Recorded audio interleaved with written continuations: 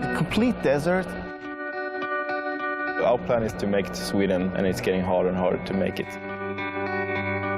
We're low on water, and we're in the middle of nowhere, as you can see.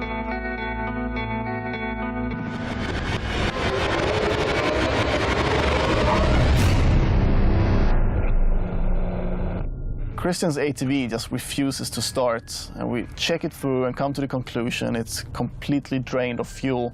And this is the worst possible spot for a situation like this. Well, we don't know where we are at the moment.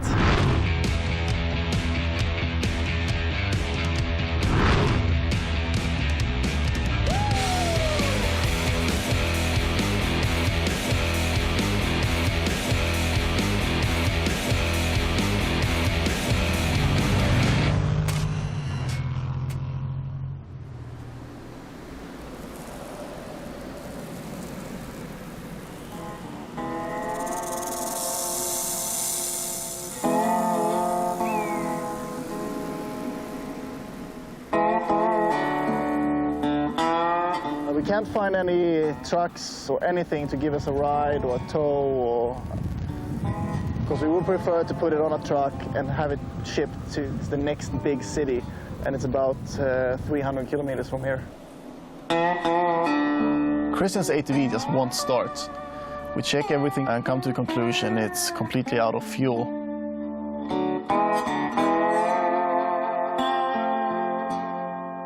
After pouring all the fuel into one of the ATVs, we started towing the ATV without the fuel. And we're hoping to reach the next village that was approximately 200 miles away.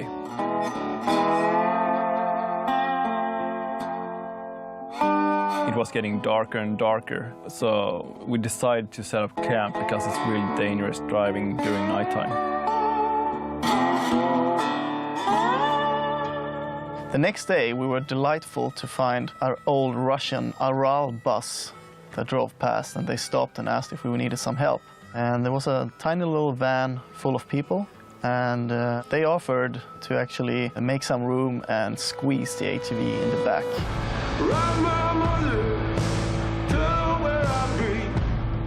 And of course, the thought was always there that he's alone in this truck and not being able to communicate and not really knowing who they are.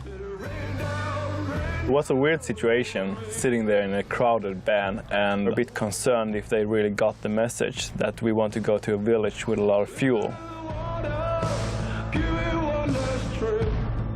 They took us to the nearest village with the fuel we needed. We filled up tanks, spare tanks.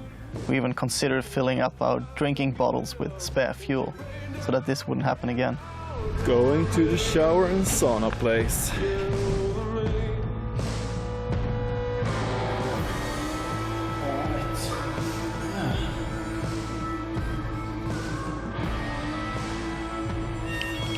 How do you know when your shower is ready in Mongolia? This is how.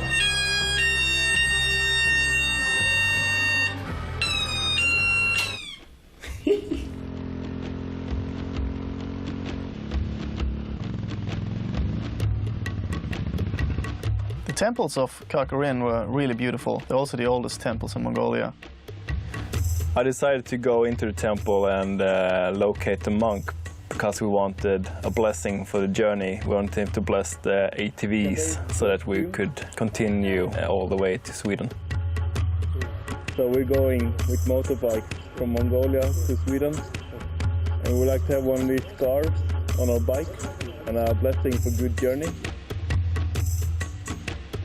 When I got back from the temple, Peter waited outside and he had bought this snuff. Yeah, what's it? Yeah. I start small. Okay, go. I don't think Christian has ever experienced tobacco. Oh my God. They're like...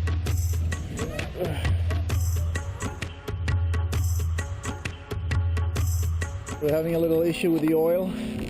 Fuck off. There's no oil and it's black. Fuck.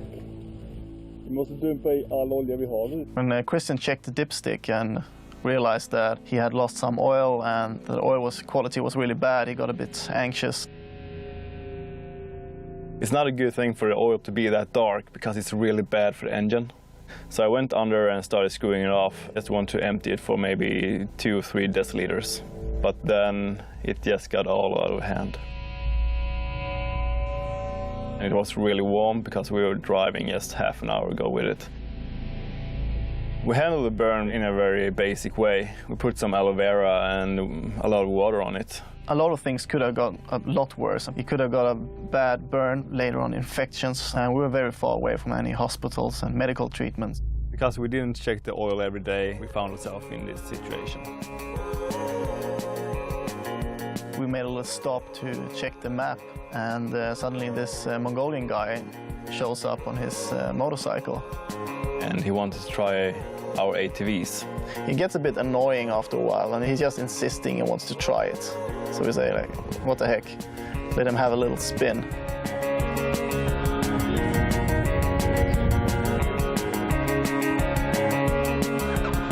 But when he first drives off with this thing, we're both looking at each other thinking, oh damn, did we just help him steal our ATV? So while he's doing that, I'm doing the Mongolian thing, touching other people's stuff.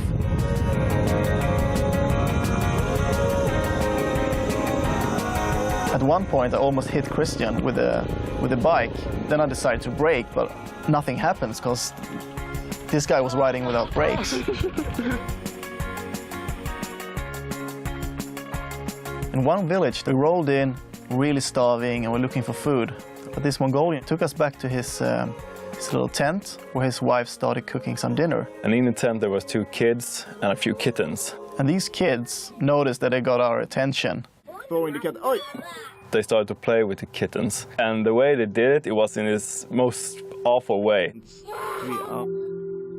The more Christian tried to stop them, the worse it got. They were throwing them in the ground and they were kicking them, and it was just awful to see. No. I can't see you. I can watch. And I just want to leave the tent. But Peter told me, no, we had to stay. I told him that we couldn't do that would have been a disgrace to their hospitality, as they are cooking food for us and they don't have that much food at all, and they were honored to have us as guests.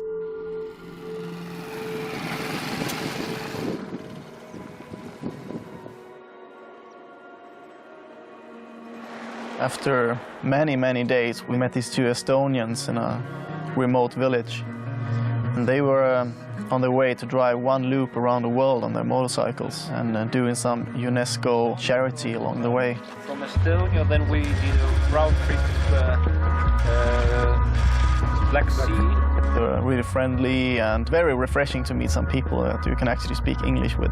We talked about everything from kite surfing till the situation of the roads. I had a pretty bad accident on the road. Wish we would have had more time to maybe sit down and have a beer with these guys.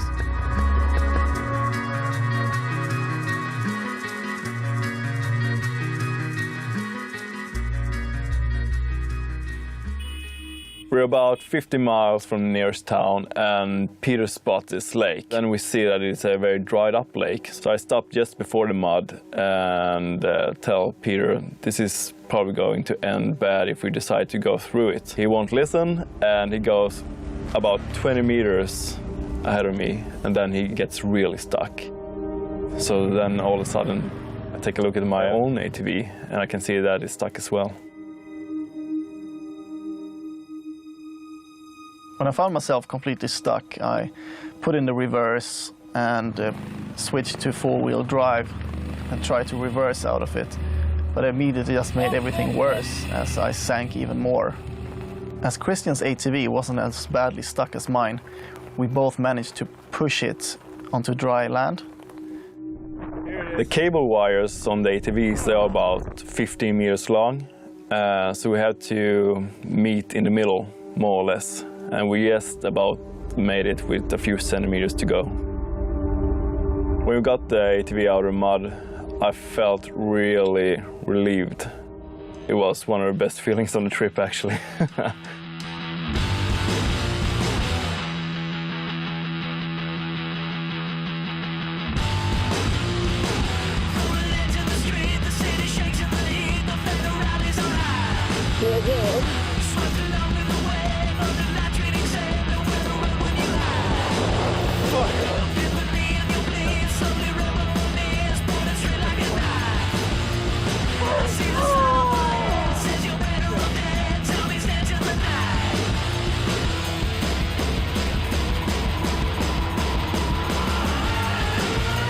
After the lake, we went to the Russian border to spend the final night in Mongolia.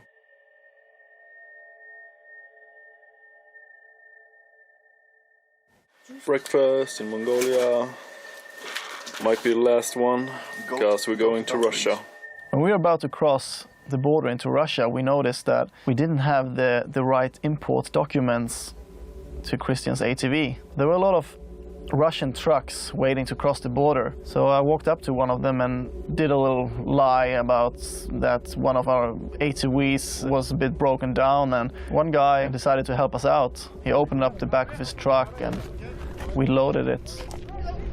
Go, go, go, go! This was a very critical situation. There was a very big risk that we're gonna come to a dead end and have to cancel the rest of the journey.